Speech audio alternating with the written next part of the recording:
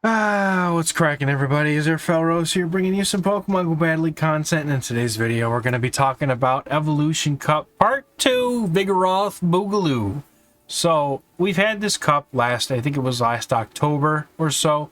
All Pokemon that have evolved and can evolve again are eligible, so that's going to be things like you see on the screen here. It's going to be Vigoroth, Zweilous, Golbat. Then the rankings, you can see even more. We've got things like Machoke, Dragonair, Dusclops, Piloswine. Lots of good Pokemon in this meta. It's a really fun meta, to be honest. I remember having a really good time in it last time we had it, and I look to hopefully do it again.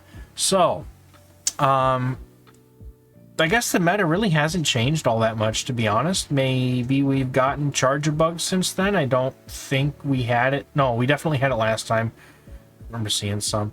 But yeah, I mean, I don't really think we've gotten any new stuff into this meta, so it's really just going to be the same as last time. So if you had a team that you really liked last time, probably going to do well. And if you're really not sure where to go, or maybe you don't like your team anymore, I've got 5 of them for you right here. So the first team is going to be like the BBML for the cup. Basic. I'll let you fill in the second word there. Meta line. And we're running basically a Golbat with double weak to fighting, kind of weak to Golbat. So what you're looking to do here with the Vigoroth is either try to bait out a Vigoroth that doesn't know that the Vigoroth loses in the mirror if it's behind on energy, or you're looking to bait out whatever doesn't want to see Golbat, or their answer to Zweilous. Could be another fairy, it could be maybe, another dragon. It's just something that,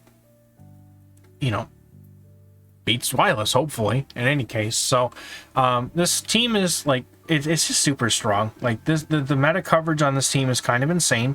You really don't get broken by a whole lot. Celio is one. Piloswine is definitely one that I know for sure is going to core break this team. But then we start talking about things you're probably not going to see very much of, like Hakumo. Machoke is pretty uncommon, but you beat it real nice in the front. And then Chansey and Lairon, you might see a couple Lairon next week. I don't really know if that's going to be something you're going to see a ton of. But, I mean, after Zweilous being kind of like that one thing that beats one thing on the team, gets beat by another thing and is neutral, like at that point you're running on, you have coverage against everything else in the meta. So, essentially, this is really going to be the core meta, is these, top 5 or 10 things here. And Golbat as Zweilous Vigoroth is extremely strong. So let's talk about the next team here, because that, most of these teams, by the way, are some form of ABB against something, right? So this is the team that I climbed a bunch. I think I climbed like 400 points with this team last time. I went back and actually found my video on it. So go back into the channel and check it out, because I know for sure I'll forget to link it here. But if I do, I'll link it. But I'll probably forget. So this team is basically centralized around core breaking with Piloswine and having 2 super strong answers to Vigoroth in the back. And you can see, I mean, the coverage on this is really nice. Celio, yes, is a very huge pain in the rear for this team, seeing as it kind of beats the pants off of Piloswine and Golbat. But Dusclops is super strong in this meta, should not be, ignored, especially with Return. The purified version is just an absolute monster. Completely destroys Vigoroth if you do it right. And while this team certainly does get core broken by a few other things, the things that it gets core broken by aren't impossible to beat, right? Haunter, Magneton, we don't talk about Chansey. And the things that you beat in the lead are fine, and then I'm not going to see a single Vanillish or Crocodile next week. So, but yeah, no, this team is super solid. We're running the Shadow Golbat, by the way, and a purified Dusclops for this one. Piloswine, when I ran it, we used Stone Edge, so it's really going to matter. Stone Edge is going to be more for seeing the Celios and things like that, whereas high horsepower is going to be if you see more Steels, more Lairons, Magnetons, etc. So that's going to be that team. Very strong team. Highly recommended from myself here. So the third team we've got a little bit more on the spicier side. XL Nidorina, something that I, of course, built for the last cup, and then they said, you know what, we're going to nerf Poison Fang. So it's still usable, though, given that it's only one more poison sting to the first Poison Fang being 5, and then that's 4, 5, 4, 5, 4. So not bad. And then we're going to throw a couple of fighters behind Nidorina just to cover the weaknesses and deal with those pesky you know, Charmin can, you know, Charmer's going to come in, you know, deal with the Hakamo. Now, I would probably safe swap the Vigoroth here. I think it could go either way, depending on how many Charmers you're going to see. But just so you know, though, Hakamo gets absolutely destroyed and demolished and deleted by Charm users. So do that at your own risk, depending. I mean, you could see Brionne come out into the meta, which it definitely was decent last time. So keep that in mind. But, I mean, the team otherwise is pretty strong. Hakamo is a very consistent, good damage output sort of Pokemon.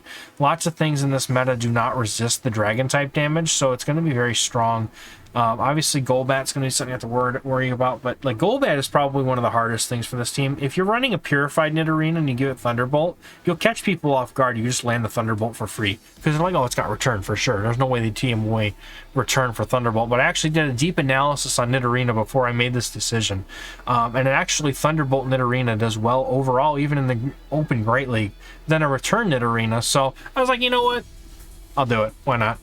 Good mind games, and I did definitely catch a lot of people off guard with that Thunderbolt on the Purified Nidorina.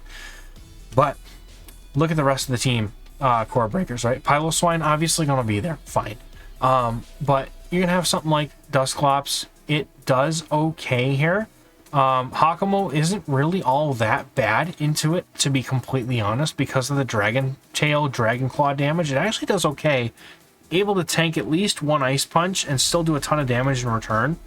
But yeah, the Dusclops would definitely be a pain for this team. You have to land a Thunderbolt on the Nidorina. It's risky, but still a fun team. It's a good team if you've got the Nidorina. Maybe you could build a little stronger against the Golbat and the Dusclops if you so choose to run something like this. Maybe you know, adding Piloswine instead in place of like maybe the Vigoroth or something. There's a million different things you could probably do with this team. But anyway, on to team number 4. We're going to have a much spicier team this go here. So we've got Dusclops in the lead with Return and Ice Punch. You've got Celio and Porygon 2 as your safe swap. And you know me, I love a chance to use Porygon 2. I still don't have a Great League Porygon 2, and I'm so sad. But if I can find one, I'll try it. And I'd like to use it because it is a lot of fun to play. Surprisingly bulky for a Porygon. And, I mean, you get a B rank for bulk on this team. You could easily fit something else on this team to give it more bulk in place of Celio. I just kind of went, like, because here's the thing with this meta, right? You got to polarize your teams around the Vigoroth because it'll be on every team. It's literally like one of the best mods in the cup. You have to build in order to bait out and properly beat the Vigoroth. That's basically what the strategy is going to boil down to here. So, as far as coverage goes, there are definitely, obviously, because you're running Porygon 2, and that's not going to be like the most amazing, you know, wins on Sims, but you're going to have fun with it, I guarantee you. And it's going to take the Dusclops and just kind of just poo-poo all over it, for lack of a better term.